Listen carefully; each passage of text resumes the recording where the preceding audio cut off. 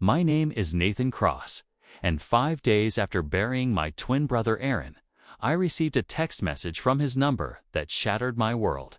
I'm not dead. That's not me in the casket. At first, I thought it had to be some cruel prank. A hacker or glitch until more messages followed. Can't talk long. They're listening. Don't trust your wife. Don't trust mom and dad. My blood ran cold.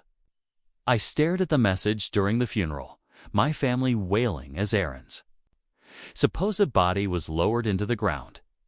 But something inside me knew it didn't feel right. Aaron was wild, chaotic, energetic. He would have hated this quiet, sanitized farewell. When I asked the authorities, they gave me the usual: his body was found at the bottom of a ravine. During a solo hike, too damaged for open viewing, but his ID and belongings were found. But now I knew, deep down, something wasn't right. I began investigating. I broke into Aaron's old apartment and found it totally cleaned out, like someone had wiped it of all his existence. But Aaron had always been paranoid, ever since we were kids. We had a game, hiding things in walls and fake vents, and sure enough, I found a hidden burner phone behind a loose electrical socket.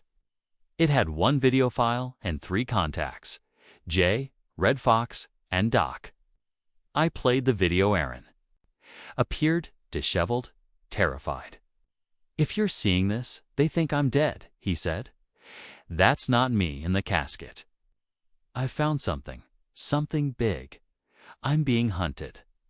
You need to ask Dad about Cold Ridge, and whatever you do, don't trust Mom or Elena." Elena, my wife, the woman I had spent the last 6 years with, who held me in grief when Aaron died. I returned home and didn't speak a word to her, just showed her the phone. She didn't flinch. "I didn't want it to be like this," she whispered. "I was assigned to monitor you years ago." Assigned, that word felt like a brick to the chest. She had been part of it all along. She told me Aaron had escaped something called Project Echo, a top-secret behavioral experiment the government had buried years ago. The subjects? Twins. Children raised in normal environments, monitored for memory suppression, emotional loyalty, manipulation, and dissociative testing. We were both in it, as kids. But only Aaron began remembering. He fled. I didn't, because they kept me close through Elena, my fake wife. I confronted my father next, casually bringing up Cold Ridge while he grilled in the backyard. He froze. His face went white, like the soul drained out of him.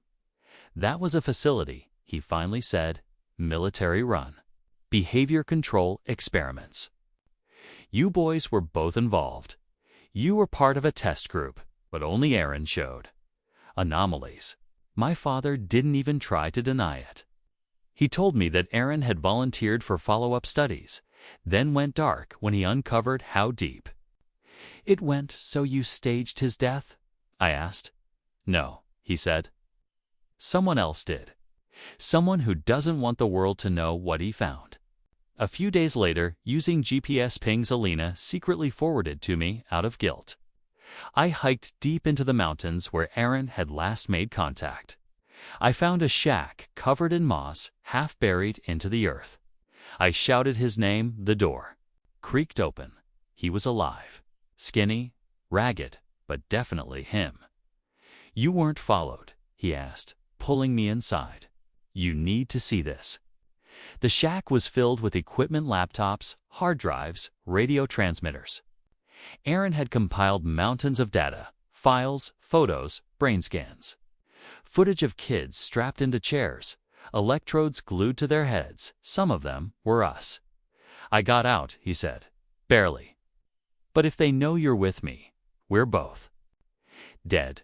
We had less than 2 hours before they arrived. Armed men, black tactical gear, no insignia.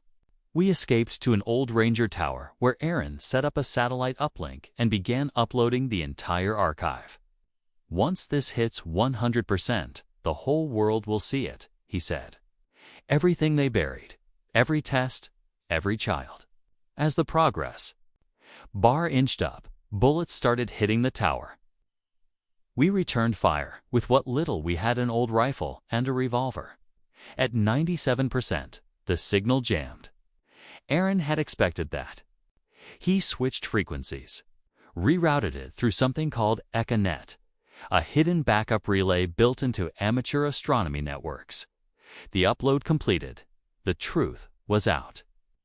And just like that, the men vanished. The silence was suffocating. The next 48 hours were chaos. Forums exploded. News agencies scrambled to verify the leaks. Within days, congressional hearings were scheduled. Project Echo became the most talked about scandal in a generation. Hundreds of families came forward. Some denied it. Others remembered. Our parents were arrested. My father took a plea deal to protect my mother. She didn't deserve it. Alina disappeared. I found a note under my pillow a week later. "I did love you," she wrote. "I just wasn't allowed to. I didn't care.